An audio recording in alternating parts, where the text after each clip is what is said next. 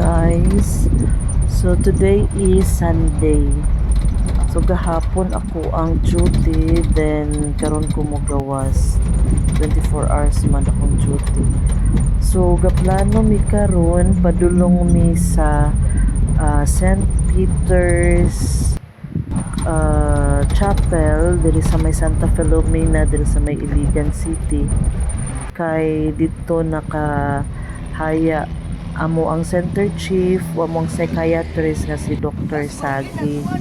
So diri dapita sa mi hapit sa mi diri para sa aning refill ani amo ang mga water para sa rehab center, kining mga mineral water. So niliko sa mi diri dapit sa may abono ra bang gihapon ni siya. So karon after adtong pakanaog na mo sa mga containers, empty containers sa mineral water, padulong na mi dito sa St. Peter's Chapel. Agi mi diri sa may C3 Road diri sa may Hinaplanon.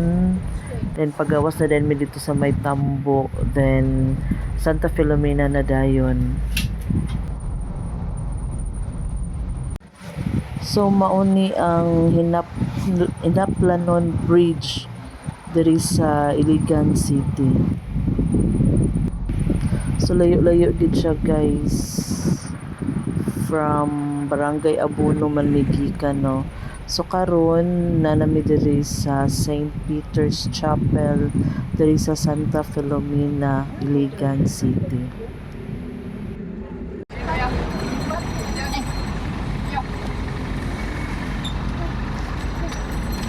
Sunod lang ulo ba?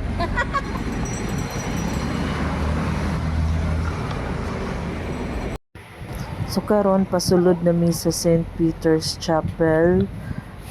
Gihato diri si Dr. Sagi anang Friday, no, August 15. Anang August 15 alauna 1 PM kay na moto namatay siya ana nga time. Then dito sa Mercy Hospital. So diri siya then hatod o nagplaster siya ng mga Saturday na sa gabi. Tama naman may pulis diri. Yes, na. Sige na ba, sulod na mo. Ukoy-ukoy pag yung kadira.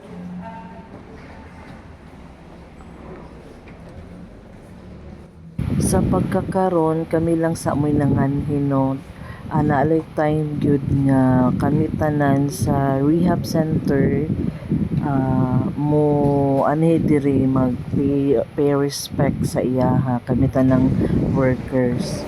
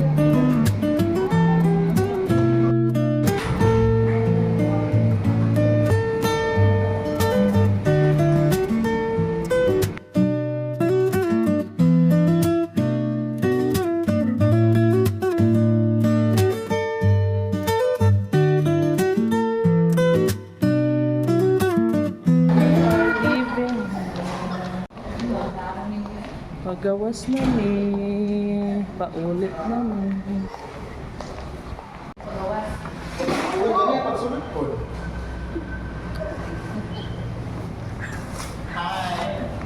Say hi. Hi, oh.